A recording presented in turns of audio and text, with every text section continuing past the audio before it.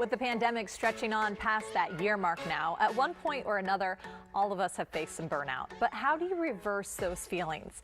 I talked to new mom and award-winning writer and producer Trey Anthony for her tips. You have some suggestions for women to really help reverse kind of the burnout they're feeling right now, starting with that movement, like moving your body. What is the best way to move? You have to incorporate it and be very intentional about putting it in your schedule every single day.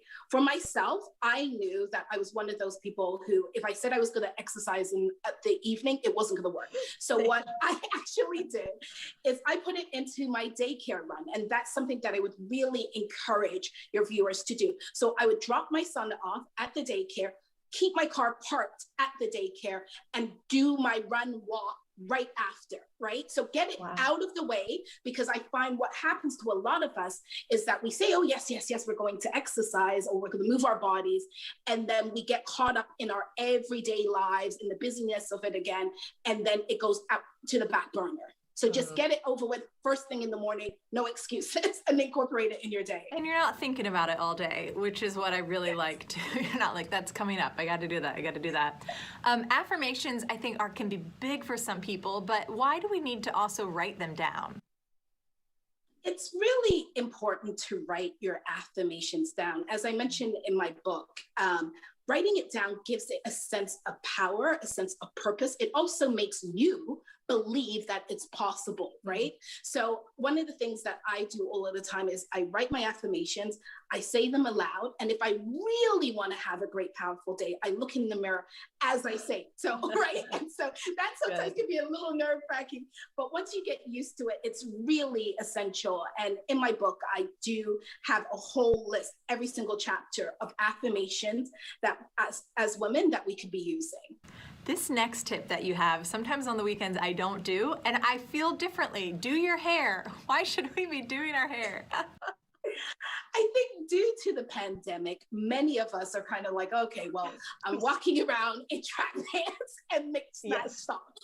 So why am I going to even bother with the hair, right? Yes. And I think a pop of color also gives you a pop of color in your life. Like I recently went red, and it just made me just feel much more bolder, a little bit more sexier, flirting a little bit more with people. And I didn't feel like somebody's mom all of the time, right?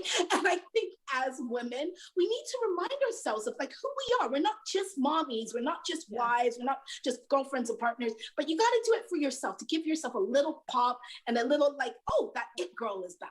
Yes, to remind yourself of who you are before all of this other stuff happened to you, right?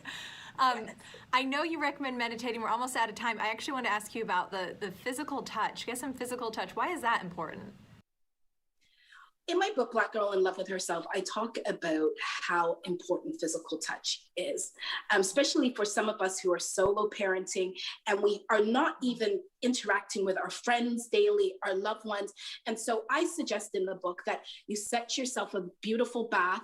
My big secret is some lavender oil, and I rub that all over me, and then I kind of inhale it as well. And it's just really amazing. And sometimes we have to take control of what physical touch looks like for us, especially right now in the pandemic, when we've been encouraged not to touch people, not to go outside our circles, to get any kind of physical contact. We need to then do it for ourselves and be very intentional about what touch looks like and feels like for us.